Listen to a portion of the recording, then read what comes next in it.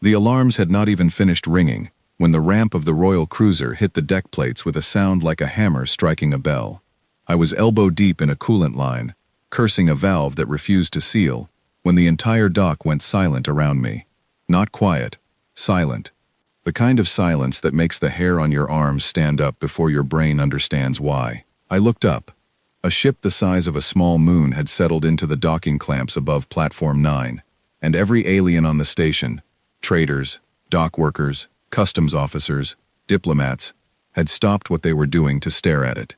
I wiped grease off my hands with a rag and stepped out from under the cargo hauler I had been fixing, because when a ship that size arrives without warning, you want to know if you are about to be vaporized or just late for lunch. The ramp lowered. Guards came first, tall and armored in silver plating, their faces hidden behind visors shaped like the beaks of birds. Then came the robes, deep purple, trimmed in gold thread that seemed to shift color depending on the angle of the light. And then came her. She was not what I expected from a species that most humans had only seen in trade broadcasts and diplomatic footage. She moved like she owned the gravity under her feet.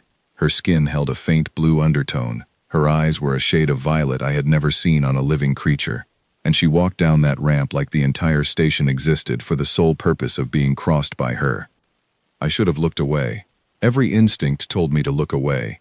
Staring at Velthari royalty was apparently a diplomatic offense in at least 4 systems, according to a pamphlet I had skimmed once and mostly ignored. But I did not look away, because she stopped at the bottom of the ramp, scanned the crowd with eyes that moved like she was reading a list, and then she looked directly at me. I glanced behind me. There was a maintenance hatch and a stack of empty crates. No one else. She pointed. Right at my chest. Her guards turned to look at me as one unit, like a single machine with 40 eyes. That one, she said. Her voice carried across the entire dock without her raising it, the kind of voice built by generations of people who never had to shout because everyone already listened. He will do. For a moment, I thought I had misheard her translator implant, the little device clipped behind my ear that turned every language in the galaxy into English with a half-second delay. I actually reached up and tapped it, as if that would fix a mistake that was not mechanical. Do for what? I said, and my voice came out smaller than I wanted it to. She did not answer me. Instead, she turned to the guard beside her, a woman with silver markings across her jaw, and said something in her own language, too fast for the translator to catch cleanly, something about verification, and blood work, and immediate transport. The guard nodded once, and started walking toward me with the calm, unhurried pace of someone who has never once failed to complete an order. I dropped my rag. Hold on, I said, backing up a step. I don't know what's happening right now, but I think there's been some kind of mistake. I fix engines. I don't even know what I'm supposed to be for. The guard did not slow down. Around me, the crowd on the dock had gone from silent to whispering, a wave of hushed voices in a dozen languages rolling outward from where I stood, like ripples from a stone dropped in water. A Kathrani merchant near the cargo lift actually took out a small recording device and pointed it at me, and I remember thinking, absurdly, that I had grease on my shirt, and this was a terrible way to end up on a broadcast. Captain, I said, twisting to find him in the crowd, because if anyone was going to explain this insanity to a princess who had just pointed at me like she was picking produce at a market, it was going to be him, Captain Pierce. A little help. Owen Pierce, my captain, a broad-shouldered man who had survived 3 engine fires and 1 hostile boarding without losing his sense of humor, was pushing through the crowd with wide eyes and no jokes at all, which told me more about the seriousness of the situation than anything the princess had said. Ethan, he said, low and fast, do not run, do not make a scene. Whatever this is, running from Velthari royalty in front of their entire honor guard is not the move that gets you home in one piece. I wasn't planning on getting picked for anything today, Owen. The guard reached me before I could say anything else. Up close, she was even taller than she looked from a distance, and the silver markings on her jaw were not paint. They were embedded in her skin like circuitry. She did not touch me. She simply gestured toward the ramp with an open palm, the universal signal across most of the galaxy, for you are coming with me now. On what authority? Captain Pierce said, stepping half in front of me. which was either the bravest or the most foolish thing I had seen him do. "Are you detaining a member of my crew?" The princess herself answered this time, walking forward until she stood only a few feet from us both. Up close, her eyes were not simply violet. They had flecks of gold in them that caught the dock lighting like tiny stars. "He is not being detained," she said. "He is being selected. There is a difference, and you would do well to understand it before you say something that damages relations between your species and mine on your very first real day of contact with my court." "Selected for what?" I said again, because apparently that was the only sentence I was capable of producing. She looked at me the way you might look at a puzzle piece that had just clicked into place after a long search. Not with affection, not with warmth, with something closer to relief and calculation, and a kind of exhausted satisfaction that made me even more uneasy than her guards had. "For marriage," she said, "I require a husband. You will do." The dock, which had already been quiet, somehow found a deeper silence to fall into. Somewhere behind me, I heard the Kethrani merchant drop his recording device. I laughed. I could not help it. It came out of me before I could stop it. A short, disbelieving bark of a laugh that echoed off the metal walls of the dock. "I'm sorry, what?" "You heard me correctly," she said, and there was no humor in her voice at all, which somehow made the whole thing worse. "I need a husband, not eventually. Now, within the current lunar cycle, according to the terms set by my council, or the succession collapses and my house loses the throne entirely." "Then pick someone from your own species," I said. I'm sure there's no shortage of qualified candidates who didn't spend the last hour under a cargo hauler. Something flickered across her face then, fast enough that I almost missed it. Not annoyance, something closer to grief, quickly buried under the same cool composure she had worn since stepping off the ramp. "There is a shortage," she said quietly, "a significant one, and you, human, are the first candidate in 3 years who has even the smallest chance of surviving what comes next." I did not like the way she said surviving. "What comes next?" I repeated. "The trial," she said, as if that explained everything, as if the word itself should have meant something to me. When she saw that it did not, when she saw the blank confusion on my face, something in her posture shifted, softened, just slightly. The first crack in the polished royal exterior since she had walked down that ramp. "You truly do not know," she said. "Good. Then you have not yet had the chance to be afraid." "I'm plenty afraid right now," I said, and for the first time since she had pointed at me, she almost smiled. Captain Pierce found his voice again, though it came out strained. "Your Highness, with respect, you cannot simply remove a crew member from my ship without process, without paperwork, without a conversation with our trade authority." "I am aware of your treaties," she said, not unkindly, but with the flat certainty of someone who had already read every document that mattered before she ever stepped foot on this station. "Under the Interstellar Contact Accord signed by your Earth government 11 cycles ago, any human citizen may consent to foreign service, marriage, or diplomatic placement, provided the offer is made transparently and the individual is not coerced. I am making the offer transparently. Whether he consents is entirely his choice." "And if I don't," I said, "then I will thank you for your time, apologize for the disruption to your work, and return to my ship to continue searching," she said. "I am not in the habit of forcing anyone into a bond that could end their life. That would be a poor way to begin a marriage, and an even worse way to secure a throne." That single sentence, "could end their life," sat in my stomach like a stone. "You said trial," I said slowly. "You said it like it might kill me." "It might," she said, with the same calm honesty she had used for everything else. "It has killed every suitor who attempted it in the last 3 years, 11 of them, some quickly, some not." The dock had gone so quiet now that I could hear the low hum of the station's air recyclers somewhere overhead. Even the guards behind her had gone still, watching me with an intensity that felt less like curiosity and more like an old, practiced grief, the look of people who had watched this scene unfold before and did not expect it to end well this time either. "Then why me?" I said. "Out of everyone on this dock, out of every species docked at this station right now, why point at a human mechanic you have never met?" She studied me for a long moment before she answered, and when she did, her voice had lost its royal polish entirely, replaced by something plain and tired, and, for the first time, honest. Because my analysts ran survival probability models against every species we have contact records for, she said, and humans, against every reasonable expectation, keep surviving things that should not be survivable. Radiation exposure that should be lethal. Gravitational stress that liquefies other species.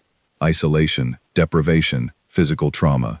Your kind has a habit of walking out of situations that were designed to end you. That's not exactly a comforting sales pitch, I said. I am not selling you anything, she said. I am telling you the truth, because you deserve at least that much before you decide whether to ruin your life to save mine.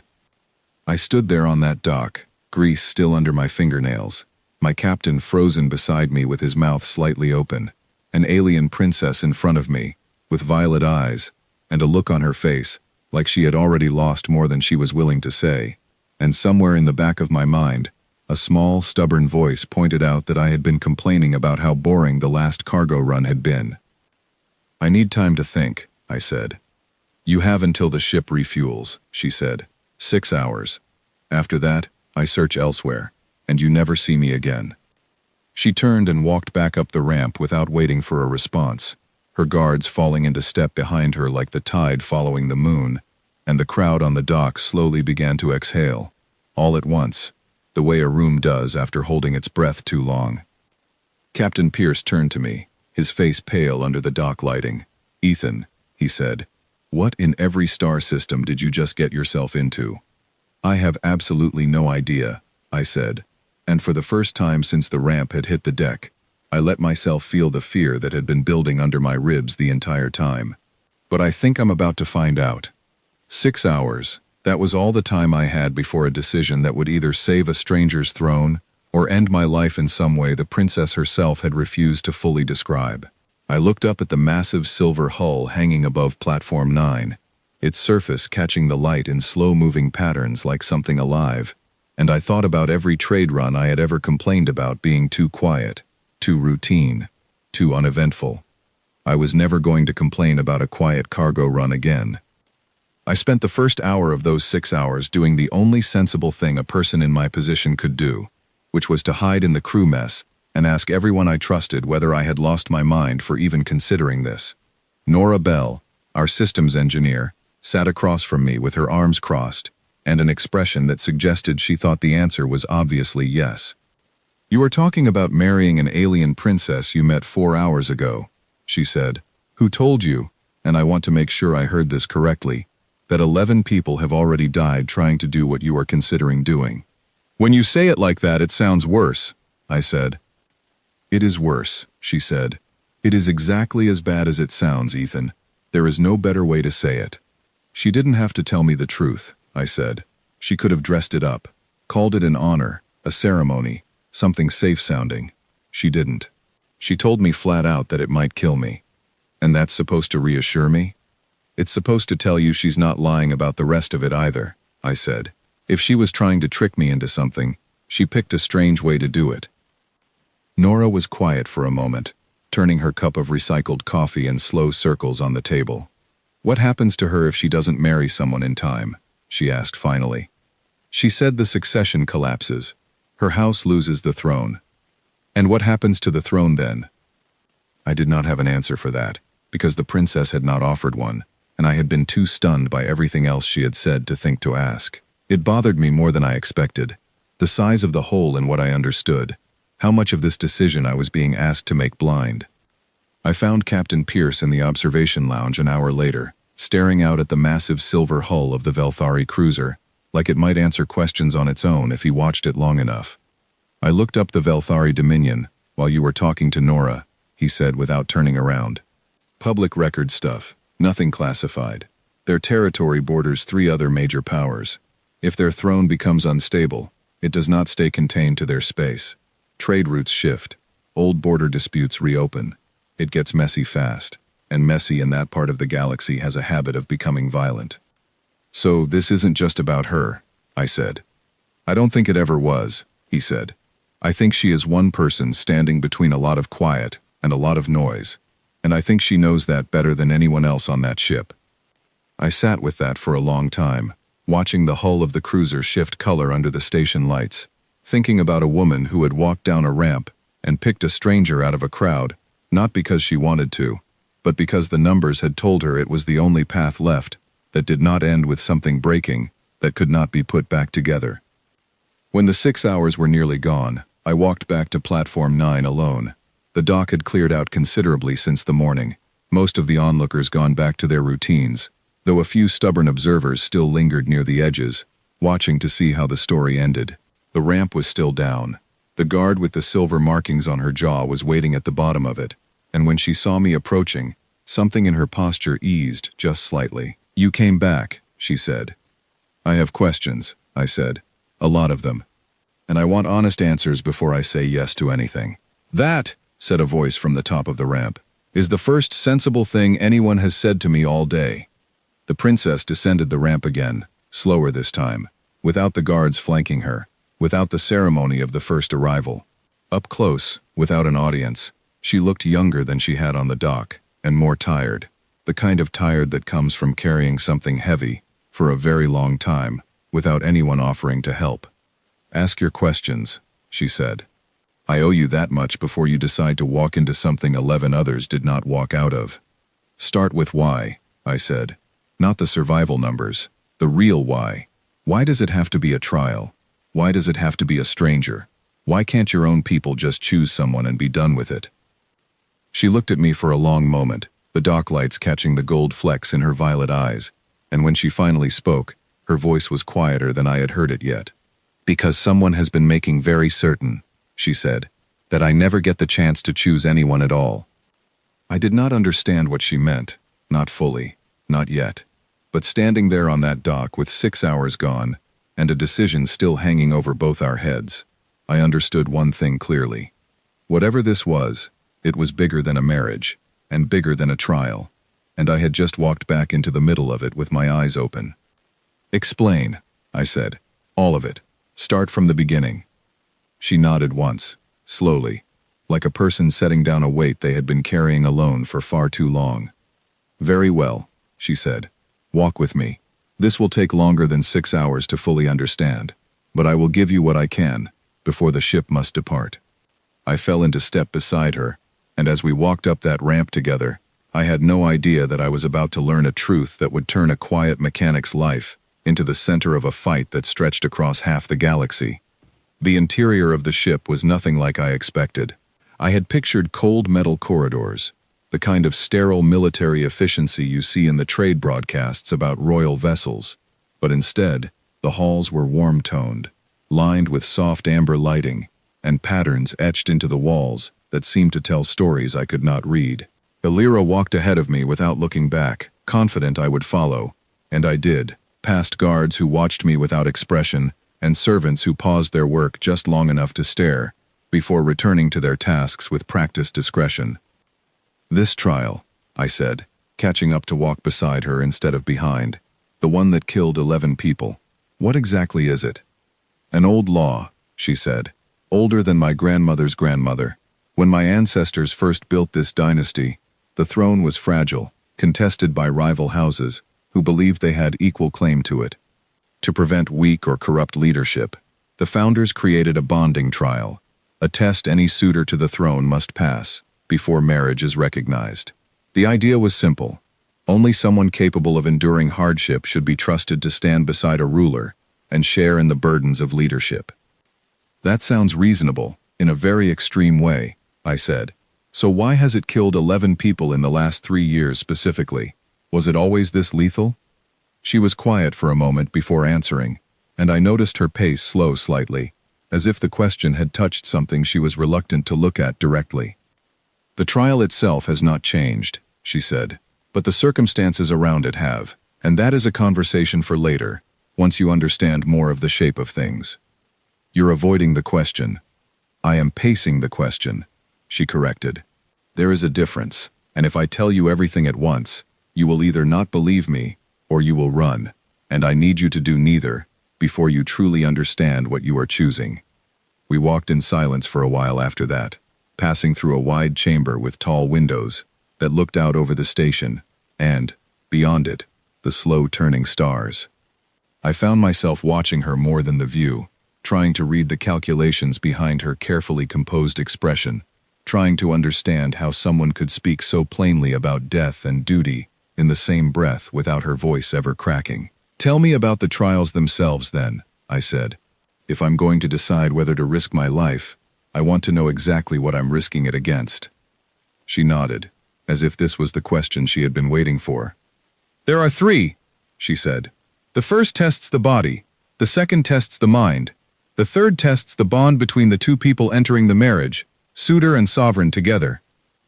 Each trial has claimed lives before. All three in sequence, within the time frame required by law, has proven fatal for every candidate in recent years. What happens in the first one? A chamber built to simulate conditions far beyond what most bodies can endure," she said. "Increased pressure, thinner atmosphere, extremes that test physical resilience. It is meant to represent the hardships a ruler's partner might face while traveling with them to hostile worlds, or standing beside them during difficult negotiations in places not built for comfort." I thought about the trade runs I had been on, the emergency decompressions we had trained for, the times the environmental systems on our ship had failed, and we had to work in conditions that would have made most people sick within minutes. I did not say any of this out loud, but something about the way she was watching me told me she already suspected it. "And the second trial?" "Isolation," she said. "Complete sensory deprivation, extended over a period long enough to break the mind of most candidates who attempt it. It tests whether a person can remain themselves, remain grounded, when stripped of everything familiar. A ruler's partner must be able to endure long absences, difficult silences, the isolation of standing beside someone who cannot always share their burdens openly." "That sounds worse than the first one," I said honestly. "It is for most," she said. "The mind breaks more easily than the body believes it will." "And the third?" Here, she paused entirely, stopping in the middle of the corridor, and turned to look at me directly, for the first time since we had started walking. "The third trial is different from the others," she said. "It requires both of us. A direct bond, formed through a neural link with one of our war beasts, ancient creatures trained to test the strength of a connection between two people. If the bond is weak, if trust has not been built, the beast senses it, and it responds with aggression. If the bond is strong, the beast recognizes it, and allows the connection to complete safely. So the third trial isn't really about me," I said slowly, understanding dawning. "It's about us, about whether we can actually trust each other by the time we get there." "Yes," she said, and something in her voice softened, surprised, as if she had not expected me to reach that conclusion so quickly. "Most candidates fail to understand that distinction until it is too late. They believe the trial is a test of strength alone, and they approach me the entire time as an obstacle to be endured, rather than a person to be understood." The beast always knows the difference. It has never once been fooled. I looked at her for a long moment, this woman who had pointed at a stranger on a crowded dock and asked him to risk his life for a throne he had no stake in, and I found myself asking a question I had not planned to ask. "What happens to you," I said, "if I fail? Not the throne, not the politics. You, specifically. What happens to you?" Something flickered across her face again, that same crack in the composure I had seen once before on the dock, gone almost as quickly as it appeared. "I bury another suitor," she said quietly, "and I continue searching, with less time than I had before, and less hope than I had the time before that." "How many times have you done this?" I asked. "The searching, the choosing, the burying." 11, she said, and this time her voice did crack, just slightly, just enough for me to hear the exhaustion underneath. 11 years, or 11 attempts, or 11 griefs, she had never been allowed to properly carry in front of anyone. "You would be the 12th. The number hung in the air between us, heavier than anything else she had told me so far. I thought about Nora's question in the mess hall, about what happens to the throne if this fails, and I thought about the 11 people who had walked this same corridor before me, full of the same fear I was feeling now, and I thought about a princess who had watched all 11 of them fail, and had somehow found the strength to keep searching anyway. "Why do you keep trying?" I asked. "After 11 failures, most people would have given up, found another way, abandoned the tradition entirely." "Because the alternative is worse than any trial," she said. Because if I do not marry, my house loses the throne to a rival faction that has spent years working to ensure exactly that outcome, and what they intend to do with that power will make 11 deaths look like a small tragedy in the shadow of a much larger one. There it was again, the thing she had mentioned before we boarded, someone working to ensure she never got the chance to choose anyone at all. I opened my mouth to ask her to explain, to finally give me the full picture instead of pacing it out one careful piece at a time, but before I could speak, an alarm sounded somewhere deep in the ship, a low pulsing tone that made every guard in sight straighten immediately and reach for the weapons at their hips. Illyra's expression changed instantly, the tiredness replaced by something sharper, more alert, the look of someone who had heard this exact alarm before and knew exactly what it meant. "That is not a drill," she said, already moving down the corridor at a pace that forced me to jog to keep up. "And it is not a coincidence that it is happening now, while you are aboard this ship." "What does that mean?" I said, my heart picking up speed to match my footsteps. "It means," she said, drawing a small weapon from a hidden fold in her robes, with a calm that unsettled me more than the alarm itself, "that someone already knows I chose you, and they intend to make certain you do not survive long enough to attempt the first trial." I had 6 hours to decide whether to risk my life for a stranger's throne. I had used most of those hours asking questions and getting careful, partial answers. Now, with an alarm blaring through the corridors of a royal cruiser, and a princess moving beside me with a weapon in her hand, like she had drawn one 100 times before, I understood that the 6 hours had never really been about my decision at all. Someone else had already decided for me, the moment Illyra pointed at me on that dock, and now I was going to have to survive long enough to make my own choice about it.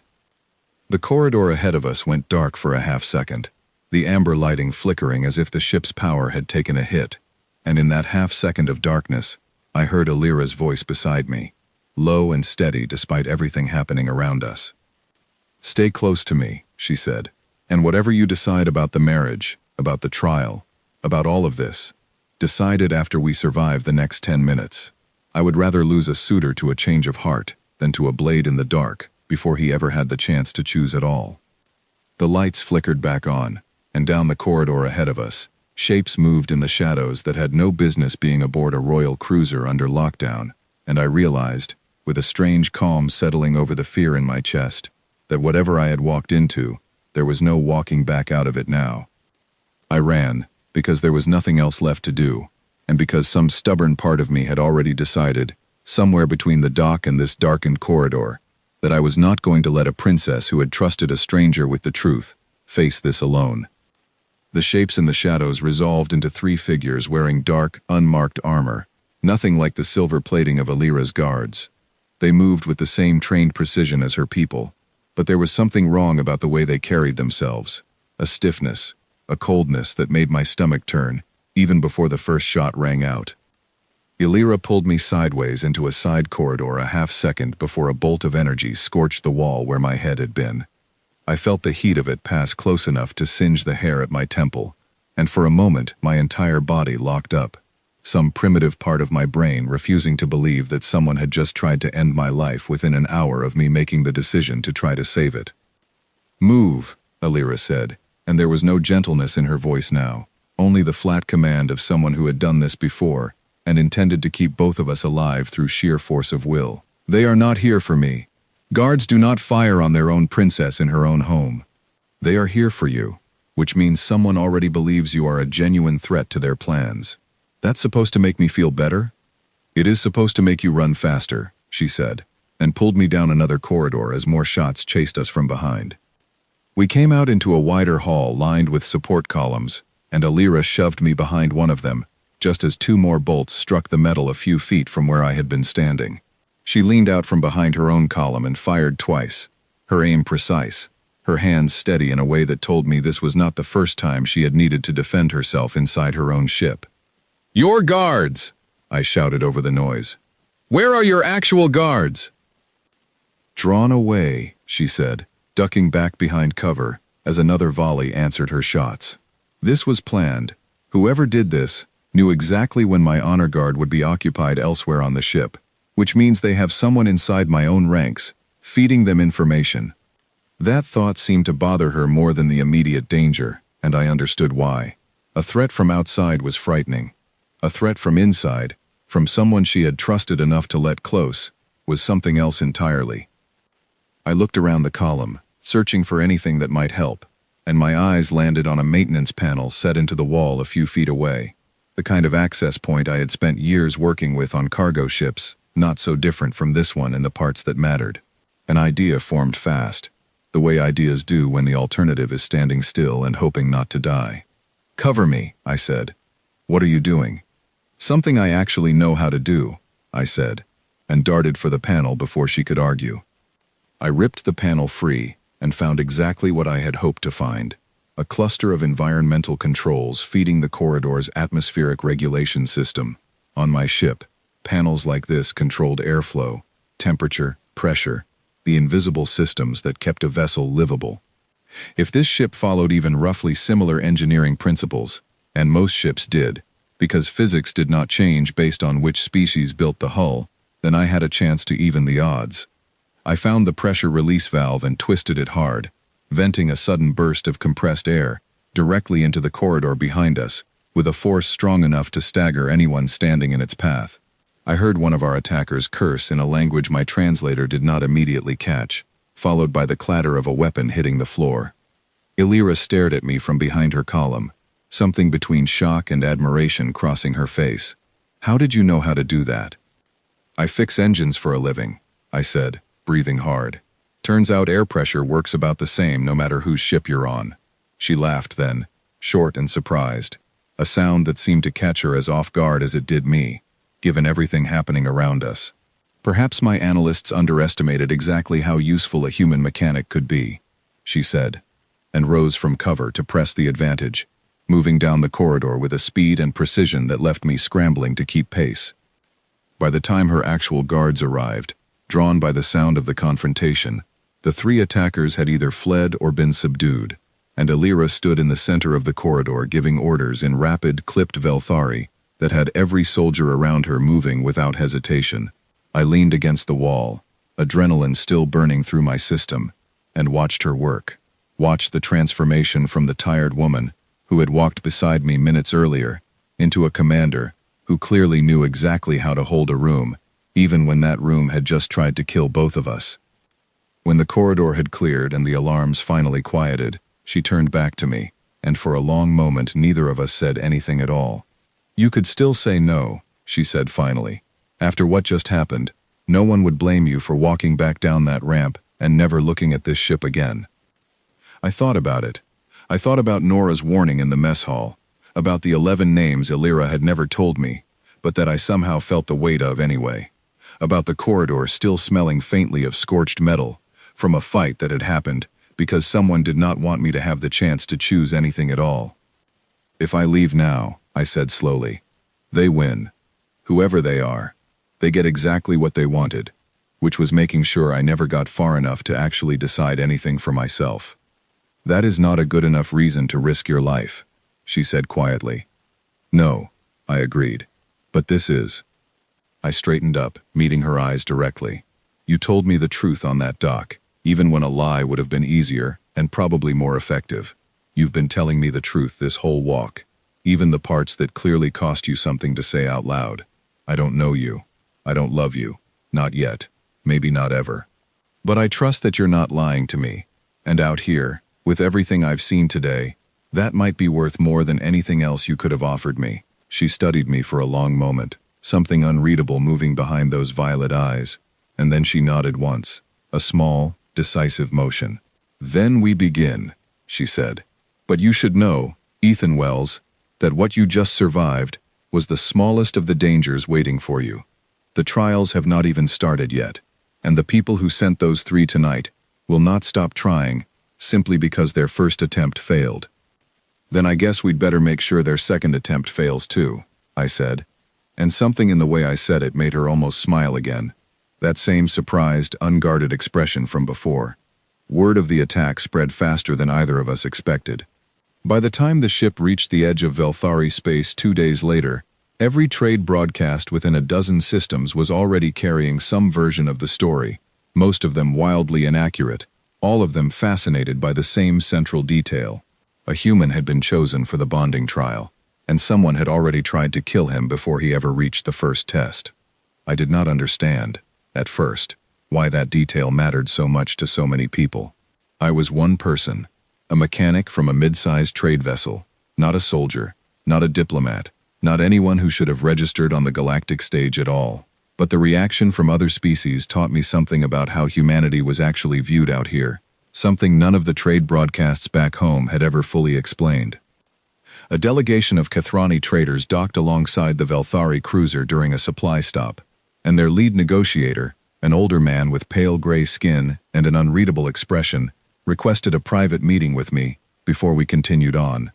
Illyra allowed it, though she insisted on standing nearby, close enough to intervene if the meeting turned into something else. "You survived an ambush aboard a royal vessel," the Kathrani said without preamble, studying me the way you might study a specimen under glass. 3 trained operatives, and you disabled them with nothing but a maintenance panel and quick thinking. "I got lucky," I said honestly. "Humans always say that," he said, something like amusement flickering across his gray features. "We have been watching your species since your first contact broadcasts reached our systems. Radiation levels that should have killed entire colonies, and your people simply adapted and kept building. Gravitational extremes that would liquefy the internal organs of most species, and your explorers walk through them wearing suits barely thicker than fabric. We used to find it curious. Now, watching this, I begin to understand that curious was the wrong word entirely." "What's the right word?" I asked. He considered the question seriously, as if it deserved real thought rather than a quick answer. "Concerning," he said finally. "Your species has spent generations surviving conditions that should have ended you, and you did it not through careful preparation, but through sheer stubborn refusal to die. That is not something most of the galaxy has encountered before, not in one species, not to this degree. We have spent years quietly compiling reports on what humanity might become once it stops being contained to a single system. I'm not trying to become anything," I said. "I'm trying to not get shot in a corridor." "And yet," he said, gesturing vaguely at the space around us, at the ship, at the situation I had found myself in. "Here you are, at the center of a succession crisis for one of the most powerful houses in this sector, having already survived an assassination attempt within your first 2 days of contact with Velthari politics. Whatever you intend, human, the galaxy is already watching to see what you become." I did not have a good response to that, and he seemed to expect none, offering a slight bow before rejoining his delegation. Illyra watched him go with a thoughtful expression before turning back to me. "He is not wrong," she said. "Word of what happened in that corridor has already reached 3 other royal houses. They are asking questions about your species that they have apparently been avoiding asking for years. Some of them are afraid. A few of them, I think, are relieved." "Relieved about what?" "That someone finally exists who might be capable of standing up to certain threats they have been quietly worried about for a long time," she said, and did not elaborate further, though the weight behind her words told me there was more she was choosing not to say yet. Another careful piece of a larger truth she was still not ready to hand me all at once. Over the following days, as the ship made its way deeper into Velthari territory, I began to understand the shape of the reputation my species carried out here, a reputation none of us back home had any real awareness of. Diplomats requested audiences just to observe me, as if my presence alone told them something useful about the future. Soldiers in the honor guard, initially cold and distant, began treating me with a wary sort of respect after word spread about the maintenance panel trick, several of them asking detailed questions about human engineering that had nothing to do with the marriage or the trial at all. Even the ship's medical staff, when they finally ran the full battery of tests Illyra had promised on that first dock meeting, seemed genuinely startled by the results. "Your tolerance thresholds," the chief medic said, reviewing a display of data I could not fully interpret, "are significantly higher than anything in our previous candidate pool. Bone density, cardiovascular resilience, neural stability under stress. If these readings are accurate, and I have run them twice to be certain, you may genuinely have a survivable chance at the first trial, possibly the second as well." "And the third?" The medic's expression grew more careful.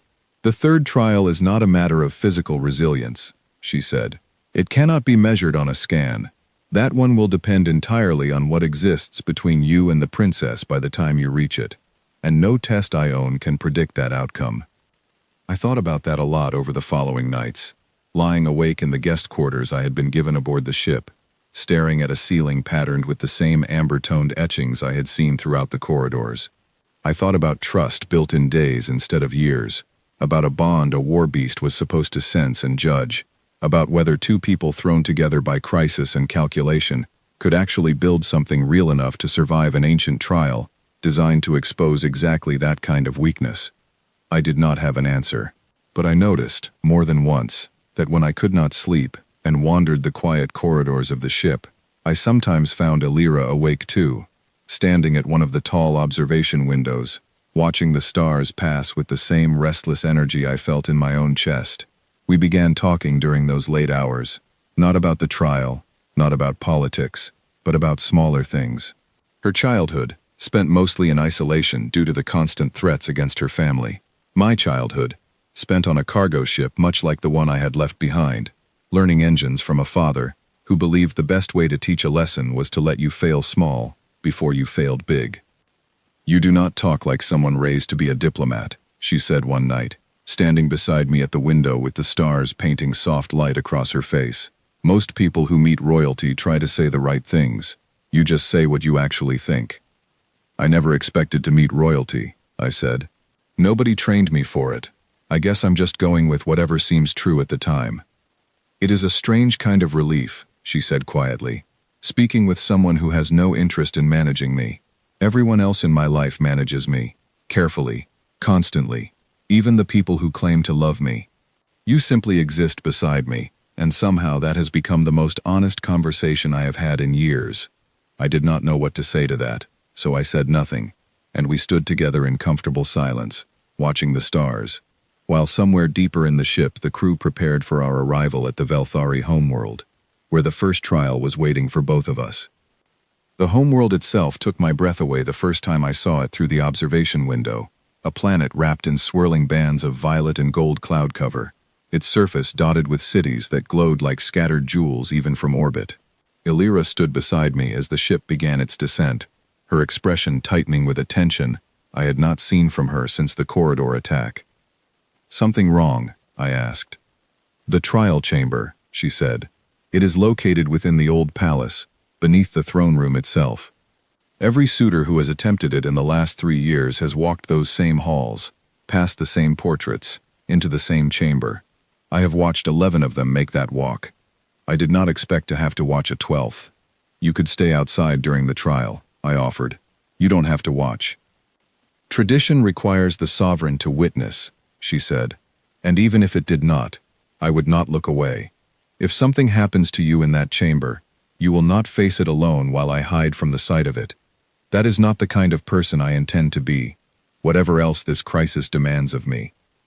I found myself oddly moved by that, standing beside her as the ship broke through the cloud layer and the palace came into view below, an enormous structure of dark stone and gold accents that looked like it had been carved from the mountain it stood upon, rather than built on top of it. Somewhere inside that palace was a chamber built to test whether a human body could endure conditions engineered by an alien species, specifically to break the ones who came before me. "Elira," I said, as the ship began its final approach, "whatever happens in there, thank you for telling me the truth from the beginning. Most people in your position would have found a way to make this easier to swallow. You didn't. I think that matters more than you realize." She looked at me for a long moment, the palace growing larger in the window behind her, and something in her expression softened into something that was not quite a smile but was close enough to feel like one. "We will see if you still feel that way," she said quietly, "once you have seen what waits inside the first chamber." The ship touched down on a landing platform carved into the mountainside, and as the engines powered down and the ramp began its slow descent, I felt the weight of everything that had happened since that first moment on the trade station dock settle fully onto my shoulders. Somewhere below us, in a chamber built to break the body of every candidate who had entered it, my first trial was waiting. I walked down that ramp with Elira at my side. and neither of us said another word until the palace doors opened before us, revealing a hall lined with the portraits of 100 generations of Velthari rulers, and at the far end, a set of stairs leading down into darkness where the first trial chamber waited. The stairs descended further than I expected, cut directly into the mountain rock, lit by soft glowing crystals embedded in the walls at even intervals. Council members and court officials lined the lower hall as we approached the chamber, their expressions ranging from open curiosity to poorly concealed doubt. One figure stood apart from the rest, a tall man with sharp features and a deep red robe trimmed in black, watching my approach with an intensity that felt different from simple curiosity. Something colder, something calculating. "Counselor Draven Kest," Alira said quietly, following my gaze. "He sits on my council and has opposed nearly every decision I have made since I took my position. He will be watching closely, as he has watched every trial before this one, always hoping for the same outcome." "Failure," I said. "Failure," she confirmed. "He has never hidden his belief that the old bonding trials are outdated, that the throne should pass differently, through council appointment rather than royal succession. Every suitor who has failed the trial strengthens his argument. Every failure brings him one step closer to convincing enough of the council to change the law entirely. And if I succeed? Then his argument weakens considerably," she said, "and he will be forced to find another path toward what he wants. That should concern you as much as it concerns me." I filed that away as we reached the chamber entrance, a massive door of dark metal set into the stone, etched with symbols I could not read but that radiated an old, serious weight. 2 guards pulled the doors open, revealing a wide, circular room beyond, its walls lined with thick, transparent panels that I assumed separated the chamber from an observation gallery. Inside, the room was empty except for a raised platform in the center, surrounded by equipment that hummed with a low, steady energy. "The chamber will begin at a baseline pressure and gradually increase," explained an official, standing near the entrance, an older Velthari woman with a formal bearing that suggested she had overseen every one of the previous 11 attempts. "You must remain standing and conscious for the duration of the trial. The chamber will not stop until either the maximum threshold is reached or your body signals critical failure, at which point the systems will automatically vent and stabilize the environment." "How long does it usually take?" I asked. "The maximum threshold has never been reached," she said simply, and the way she said it told me everything I needed to know about how the previous 11 attempts had ended. Alira took my hand before I stepped onto the platform, her grip firmer than I expected, and for a moment, the practiced composure fell away from her entirely, replaced by something raw and afraid that she had clearly been trying to hide from everyone else in the room. "You do not have to prove anything to me," she said quietly, "just for me. Whatever happens in there, know that already." "I know," I said, and squeezed her hand once before letting go. "But I'm going to prove it to myself anyway." I stepped onto the platform, and the doors sealed behind me with a heavy, final sound. Through the transparent panels I could see the observation gallery filling with council members, Alira positioned at the front beside the older official who had explained the rules, Counselor Kest standing near the back with his arms folded, and an expression that gave away nothing. The chamber began to hum louder, and I felt the air around me shift, growing heavier, denser, the pressure building in slow, deliberate increments. I had felt something like this before, during a decompression accident 3 years earlier aboard a cargo ship, a memory I had buried deep because it had nearly killed 2 members of my crew. I forced the memory down and focused on my breathing, slow and steady, the way I had trained myself during emergency drills that had once felt like pointless routine, and now felt like the only reason I might survive the next few minutes. The pressure climbed steadily, and with it came pain, a deep, grinding ache that settled into my joints and chest, the kind of pain that made every breath feel like lifting something heavy. I gritted my teeth and stayed upright, remembering every hard shift I had ever worked in a poorly pressurized cargo hold, every time my body had been pushed past what felt reasonable, and had simply kept going, because there had been no other option. Through the panel, I could see Alira's hand pressed flat against the transparent surface, her face tight with tension, watching every second of my struggle, without looking away, exactly as she had promised she would not. The pressure kept climbing. My vision blurred at the edges, my legs trembled, but I stayed standing. And somewhere in the fog of pain, I found myself thinking, absurdly, about the first time I had fixed a failing pressure valve on a ship that everyone else had already given up on. About the stubborn satisfaction of proving a system could hold when everyone assumed it would break. I was not going to break. Not here. Not in front of a counselor who wanted me to fail. And not in front of a princess who had trusted a stranger with the truth when a lie would have been so much easier. The humming reached a fever pitch, the pressure climbing past anything the official had described as previous maximums, and I felt my knees buckle slightly before I forced them straight again, sweat pouring down my back despite the cold ache settling into my bones. Through the panel, I saw the official's eyes widen, checking a display I could not see, and I saw Alira's hand tighten against the glass. And then, abruptly, the pressure began to release, the hum softening, the crushing weight lifting from my chest in slow, deliberate stages until the chamber returned to its baseline state. I stood there, shaking, breathing hard, alive, as the doors finally hissed open, and Alira was already moving toward me before the seal had fully released, catching me as my legs finally gave out from the strain. "You reached the threshold," she said, her voice thick with something between disbelief and relief. You reached the actual maximum threshold. No one has ever done that. Felt like it took forever, I managed, leaning heavily against her for support. It took 11 minutes, said the official, her voice carrying a note of genuine astonishment as she reviewed the readings on her display. The previous record, before critical failure, was 3 minutes and 40 seconds. Behind Alira, I caught a glimpse of Counselor Kest's expression, and for the first time since I had arrived on this world, I saw something other than cold calculation on his face. I saw the beginning of real concern. The second trial came 2 days later. After a rest period, the palace physicians insisted upon, despite my protests, that I felt fine, a claim that was only partially true. My body still ached in ways I had never experienced. Deep bruises had formed along my ribs and shoulders from the pressure, and sleep had come in short, restless bursts, haunted by half-formed memories of that crushing weight. Alira visited me during the recovery period more often than protocol probably required, sitting with me in the quiet evenings, sometimes talking, sometimes simply present, and I found myself looking forward to those visits, more than I wanted to admit even to myself. Something was shifting between us, slow and quiet, built not from grand romantic gestures but from small, honest moments, shared silences, the particular comfort of being understood by someone who had no reason to pretend otherwise. The second trial chamber looked nothing like the first.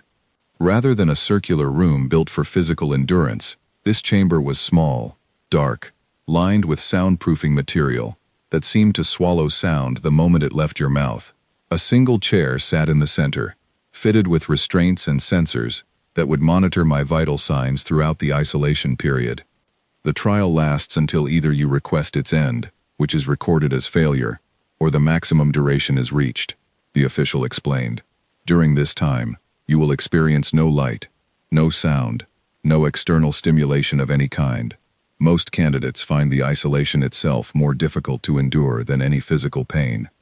How long is the maximum duration? I asked.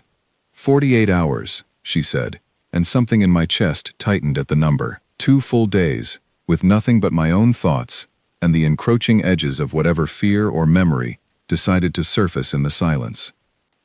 Alira found me before I entered the chamber, her expression carrying the same tightness it had before the first trial, though something else lingered beneath it now, something warmer, that had not been there on that first dock 2 weeks earlier. The mind can be a cruel place when left alone too long, she said quietly. Whatever surfaces in there, whatever fears or memories the isolation brings forward, remember that it will end. It always ends. You are not actually alone, even when it feels that way. How do the previous candidates usually fail this one? She hesitated before answering. They call for the doors to open, she said, usually within the first few hours. The mind convinces itself the isolation is permanent, that no one is coming, that the trial has been forgotten or abandoned entirely.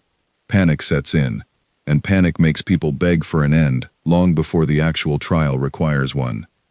I've spent weeks on cargo runs with broken communication arrays, I said. Silence isn't exactly new to me. This will be different, she said. The chamber does more than remove sound. It removes any sense of time, any anchor to reality outside your own mind. I do not say this to frighten you further. I say it because I want you prepared for something no amount of cargo runs could have prepared you for. I nodded, understanding the weight of her warning even if I could not fully grasp what it meant until I experienced it myself, and stepped into the chamber. The door sealed behind me, and the restraints closed gently around my wrists and ankles. Not painful, simply present. A quiet reminder that I was not going anywhere until this was finished. Then the lights faded to nothing, and the silence swallowed everything else. Time lost meaning almost immediately. Without light, without sound, without any external marker to measure its passage, my mind began filling the void with its own noise, memories surfacing uninvited, fears I had buried for years, finding room to breathe in the emptiness. I thought about my father, about the cargo ship accident that had nearly killed 2 of my crew, about every mistake I had made in 26 years of living that I had never allowed myself to sit with fully, because there had always been something else demanding my attention. Here, there was nothing else, just the memories, and the silence, and the slow, creeping fear that Elira had warned me about, the growing conviction that the doors had been forgotten, that I would remain here indefinitely, that the trial itself had somehow become a trap disguised as a test. I forced myself to breathe slowly, to focus on something real instead of the fear trying to convince me otherwise. I thought about Elira's hand pressed against the transparent panel during the first trial, about the raw honesty in her voice when she told me I did not have to prove anything to her. I thought about the corridor fight, about the strange, sudden trust that had formed between 2 strangers, thrown together by crisis, a trust that felt more solid with every day that passed since that first meeting on the dock.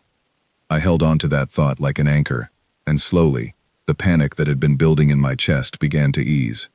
The silence remained, the darkness remained, but the fear that had threatened to overwhelm me loosened its grip, replaced by something steadier, something that felt less like enduring a punishment and more like simply waiting, patiently, for something I trusted would eventually come.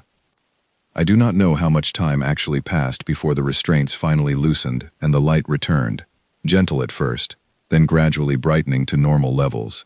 When the door opened, Elira was already there, and the look on her face when she saw me sitting upright, alert, clearly still myself despite the full 48 hours having passed, told me everything I needed to know about how rare this outcome truly was. You endured the full duration, she said, disbelief coloring every word. No one has ever endured the full duration. I had something to hold on to, I said simply, and did not elaborate further, though the way she looked at me in that moment told me she understood exactly what, or who, I meant. Word of my success in both trials spread through the palace and beyond within hours, and the mood around me shifted noticeably. Where I had once been treated with cautious curiosity, I now found myself the subject of open fascination, court officials seeking me out simply to ask questions, guards who had once watched me with wary distance, now offering genuine respect. Even the physicians who examined me after the second trial seemed almost giddy with scientific interest, running tests and comparing notes with an enthusiasm that felt strange given how close I had come, twice now, to becoming the 12th failure in a line of 11. Only Counselor Kest's reaction remained unchanged, his expression growing colder and more calculating with each trial I survived, and though he said nothing directly to me, I began noticing him in conversations with other council members more frequently, always speaking in tones too low for my translator to catch clearly, always glancing my way when he thought I was not paying attention. He is worried, Elira said one evening, when I mentioned the counselor's behavior during one of our now regular quiet conversations in the palace gardens. 2 successful trials means the third is all that stands between us and a completed bond. If we succeed there as well, his entire argument for changing the succession law collapses completely. What happens to him if that happens? I asked. I do not know, she admitted, something troubled crossing her face.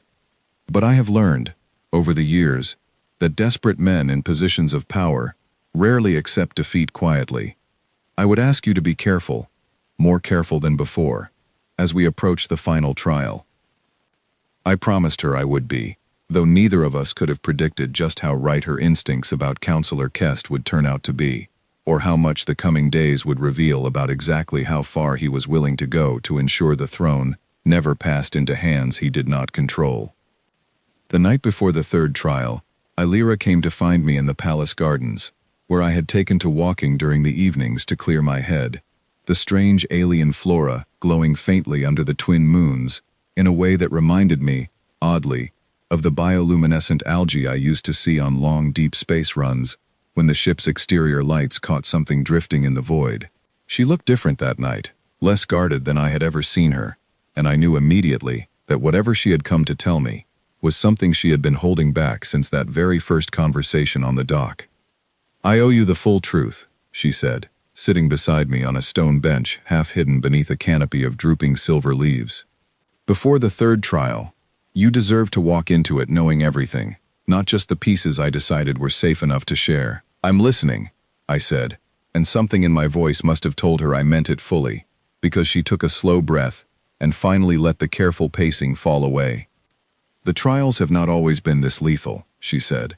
"For centuries, candidates failed. Certainly, the tests are genuinely difficult, but deaths were rare, perhaps 1 in every 20 attempts under normal circumstances. 3 years ago, that changed.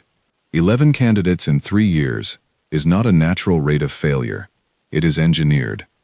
"Engineered by who?"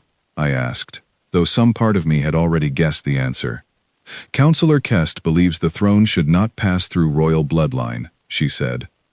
"He has spent years building support for a council-led government, one where power is distributed among elected officials rather than concentrated in a single family line. He cannot simply demand the law be changed. The people would never accept such a direct seizure of tradition. But if the bonding trial repeatedly fails, if suitor after suitor dies attempting to secure the succession, public opinion begins to shift naturally toward the idea that the old ways are too dangerous, too costly, too outdated to continue." "So he's been sabotaging the trials," I said, understanding settling into my chest like a stone, making them harder than they're supposed to be, making sure candidates fail. "I believe so," she said. "I have never been able to prove it directly. The trial chambers are ancient, their exact calibrations recorded in texts even the council rarely accesses, but he has influence over the maintenance staff, over the officials who oversee each attempt. It would not be difficult for someone with his resources to adjust thresholds slightly, to ensure conditions grow more severe than tradition intended." "And the ambush on the ship," I said. "That wasn't random either." "No," she said quietly. "I believe he arranged it the moment word reached him that I had chosen a candidate who showed unusual promise. Your survival probability alarmed him enough that he decided not to wait and see whether the trials alone would eliminate you." I sat with that for a long moment, staring out at the strange glowing garden around us, thinking about the corridor fight, about the crushing pressure of the first trial, about the endless dark silence of the second, all of it potentially made worse, made more lethal, by a man sitting comfortably in a council chamber who had never once had to face any of it himself. "Why didn't you tell me this from the start?" I asked, not with anger, but with genuine curiosity. "Because I did not know if I could trust you," she admitted. "Because 11 times before you, I chose a candidate hoping they might be the one, and 11 times I was wrong, and each time the failure cost more than a stranger's life. It cost a piece of my own belief that any of this could ever end differently. I did not want to burden you with the full weight of Kest's ambition until I understood who you actually were beneath the surface. I needed to know if you were someone worth trusting with a truth this dangerous. And now?" "Now," she said, turning to look at me directly. "I believe you are exactly that, and I am sorry it took me this long to say so plainly." I reached over and took her hand, the same way she had taken mine before the first trial, and for a moment, neither of us said anything at all, simply sitting together, beneath the silver leaves, two people who had started as strangers, thrown together by crisis and calculation, now bound by something that had grown slowly and honestly into what felt, unmistakably, like trust. Perhaps something more than trust. "Then let's make sure the third trial proves him wrong," I said, "completely and permanently wrong." She smiled then, a real smile, unguarded and warm, and for the first time since that chaotic first meeting on the dock, I found myself looking forward to whatever came next, rather than simply enduring it. The third trial chamber was unlike anything I had walked into before, a vast circular arena open to the sky, its floor covered in soft sand that shifted beneath my boots as Elira and I walked to its center together. Around the perimeter, tiered seating held the full council, along with representatives from several other species who had traveled specifically to witness the outcome, word of my success in the first two trials having spread far enough to draw genuine interstellar attention. At the far end of the arena, a massive gate slowly rose, revealing the creature waiting behind it, a war beast unlike anything I had imagined, easily 3 times my height, covered in dark-plated scales that shifted color like the hull of Elira's ship, with eyes that glowed a deep, intelligent amber. It moved with a controlled, deliberate power, and I understood immediately why previous candidates had failed this trial so completely. "His name is Thren," Elira said quietly, standing beside me. "He has bonded with every ruler of my line for the last 3 generations. He does not simply test strength or courage. He senses truth, the genuine connection between two people, and he responds according to what he finds. Nothing can be faked in front of him. Nothing can be performed." "Then I guess we don't have to worry about performing anything," I said, and reached for her hand. The beast approached slowly, its massive head lowering as it studied us both, amber eyes moving between my face and Elira's, with an intelligence that felt almost unsettling in its depth. I stood my ground, remembering everything I had learned about trust and honesty over the past weeks, refusing to let fear override the genuine connection that had grown between Elira and myself, despite everything working against it. The beast stopped directly in front of us, close enough that I could feel the warmth radiating from its massive form, and slowly, deliberately, it lowered its head until it rested gently against both of our joined hands, a gesture that drew audible gasps from the observations seating around the arena. "The bond is recognized," announced the official overseeing the trial, her voice carrying clear astonishment through the arena. "Full bond confirmed. The trial is complete." The crowd erupted into a mixture of cheers and stunned murmuring, and I turned to find Elira looking at me with an expression I had not seen from her before, something bright and unguarded, and full of a hope she had clearly not allowed herself to feel in a very long time. "You did it," she said, half laughing, half disbelieving. "All 3 trials. No one has ever completed all 3. "We did it," I corrected gently. "Together," just like Thren apparently agreed. But even as the crowd celebrated around us, I caught sight of Counselor Kest rising from his seat in the tiered gallery, his face a mask of barely controlled fury, and I understood immediately that whatever he had planned as a backup, should the trials somehow fail to eliminate me, he was about to set it into motion, regardless of the outcome we had just achieved together. The celebration that followed the completion of the third trial lasted only a few hours before everything changed. I was standing in the palace's grand hall, still adjusting to the strange sensation of being genuinely celebrated by a court that had watched me nearly break under pressure and endure crushing isolation, when the doors burst open and a palace guard rushed in, breathless and pale. "Your Highness," he said, addressing Elira directly, "Counselor Kest has moved against the throne. He has rallied a faction within the military and seized control of the eastern garrison. He is declaring the succession invalid, claiming the trial results were manipulated in the humans' favor." Elira's expression hardened instantly, the warmth from moments earlier replaced by the same commanding presence I had seen from her during the corridor attack aboard the ship. "How large is his faction?" she asked. "Significant enough to be dangerous," the guard admitted. "He has been recruiting quietly for months, we believe, preparing for exactly this outcome should the trials succeed rather than fail." I stepped forward, adrenaline already building in my chest. "What can I do?" I asked, and Elira turned to look at me with something between gratitude and reluctance. "This is not your fight," she said. "You have already given more than anyone could have asked.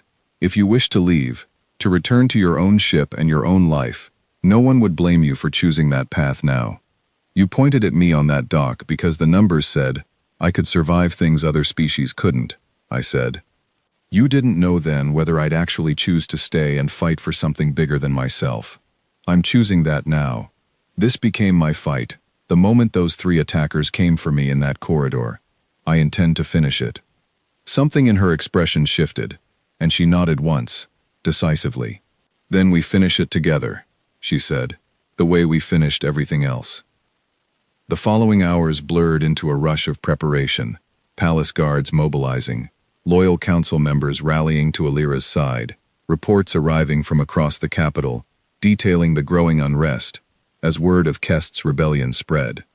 I found myself thrown into the middle of it, not as a mechanic anymore, not simply as a survivor of 3 brutal trials, but as someone the loyalist forces increasingly looked to for practical solutions the moment things grew complicated.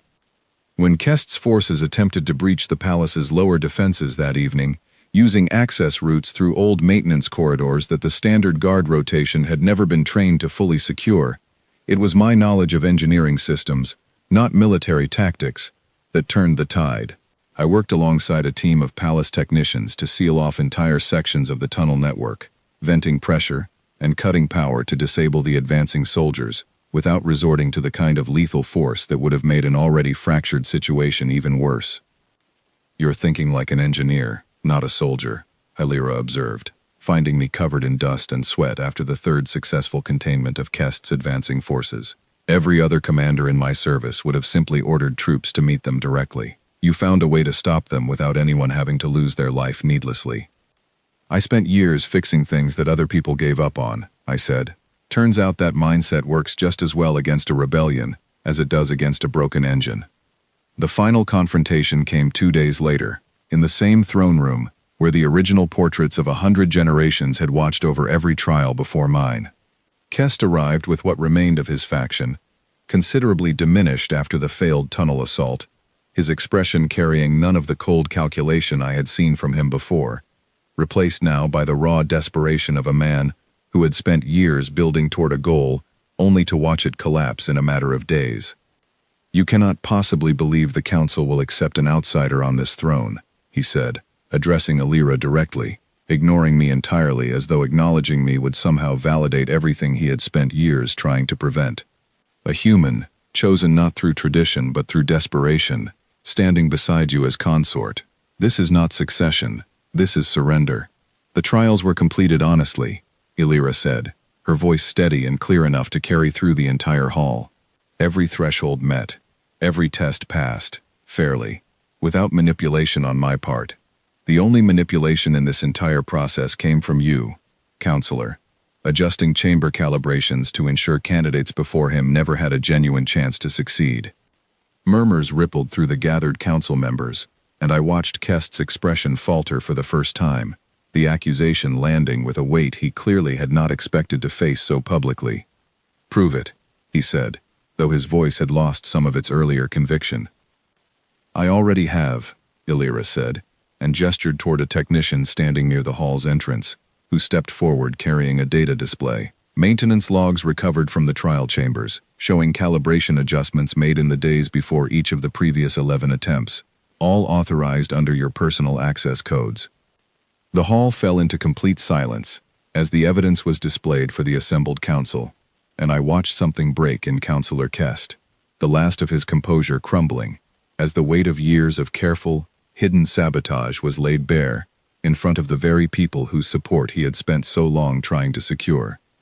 "Everything I did," he said quietly, "I did to protect this dominion from the instability of hereditary rule, from exactly this kind of outcome, a stranger, an outsider, standing at the heart of our government." "You did it to seize power for yourself," Alira said, not unkindly, but without any softness either, "and in the process, you took 11 lives that did not need to be lost, all to serve an ambition you never had the courage to pursue openly." The council's judgment came swiftly after that, Kest's faction dissolving almost entirely once the evidence of his manipulation became public, the remaining soldiers who had followed him laying down their weapons rather than continuing to fight for a cause that had been built on a foundation of lies. Kest himself was taken into custody. His political career ended as thoroughly and permanently as the rebellion he had tried to build. I stood beside Alira as the hall slowly emptied, the crisis finally settling into something resembling peace, and found myself thinking back to that first moment on the trade station dock, to a stranger pointing at me across a crowded platform and changing the entire direction of my life in the space of a single sentence. "It's over," I said, still not quite believing it. "It is over," she agreed, and reached for my hand, the way she had before every trial. The gesture now less about calculated bonding, and more about something that had grown into itself over the weeks we had spent together. And it is only beginning, in every way that actually matters. The coronation took place 3 weeks later, once the palace had fully recovered from the brief but intense conflict, and the council had formally ratified the completed succession. I stood in the same grand hall where Kest had made his final desperate stand, now transformed for an entirely different purpose, filled with representatives from a dozen species, all gathered to witness something the galaxy had apparently never seen before: a human, standing as consort beside a sitting Velthari sovereign.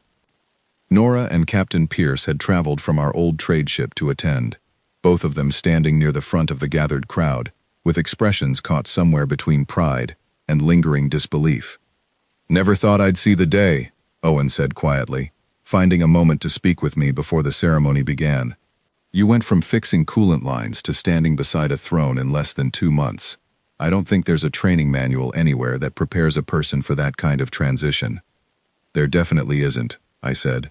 "I'm mostly improvising." "Seems to be working," Nora added, a rare smile breaking through her usual practical demeanor.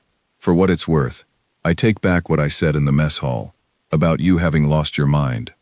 You were right to worry," I said honestly. "I nearly did lose it a few times along the way." The ceremony itself passed in a blur of formal ritual and quiet significance, Illyra speaking words in her native tongue that my translator rendered as promises of fair leadership and unbroken tradition. The assembled council formally recognizing our bond in front of representatives who had traveled across significant distances specifically to witness this moment. When it finally concluded, and Illyra turned to face the gathered crowd with the formal crown of her house resting properly upon her brow for the first time, I found myself standing beside her, not as a stranger a princess had pointed at on a crowded dock, but as someone who had earned his place through every trial, every crisis, every quiet, honest conversation that had built something real between two people who had started with nothing in common except a desperate, shared need to survive. Afterward, during the reception that followed, the Kethrani negotiator who had spoken with me during our journey to the homeworld approached again, his expression carrying the same careful, thoughtful consideration he had shown during our first conversation. "I told you the galaxy was watching to see what you would become," he said. "I did not expect the answer quite this quickly. I'm still just a mechanic who got lucky," I said. "You are considerably more than that now," he said, "whether you choose to see it that way or not." Word of what happened here, the trials, the rebellion, its resolution, has already spread across every major trade route in this sector. Other houses, other governments, are asking new questions about your species, about what it means that a stranger pulled from a crowd could survive tests designed to kill, and then help defend an entire throne against a conspiracy years in the making.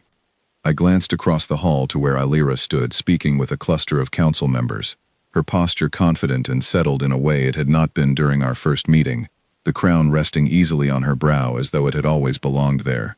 She caught my eye across the distance and offered a small, private smile meant only for me, and something in my chest settled into a certainty I had not expected to feel this fully, this soon.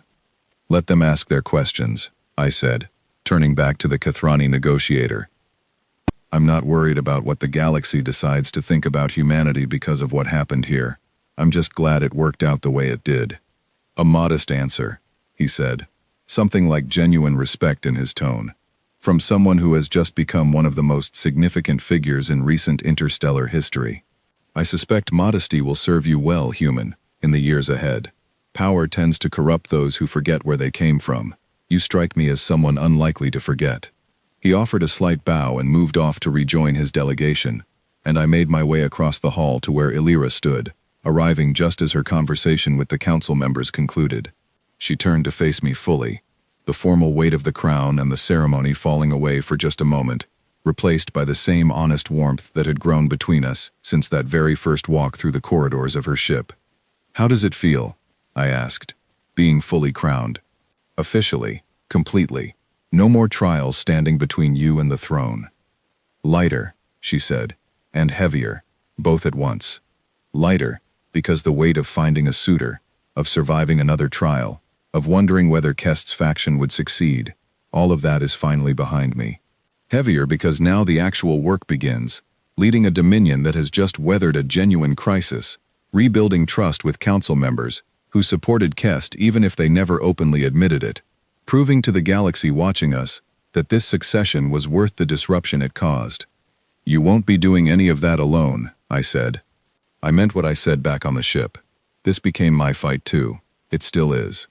She reached for my hand, the gesture familiar now, worn smooth by weeks of trials and crisis, and quiet, honest conversations that had built something neither of us had expected to find in each other. I know, she said, and I find myself grateful, more than I could have imagined, when I pointed at a stranger on that dock, that the numbers happened to land on you specifically.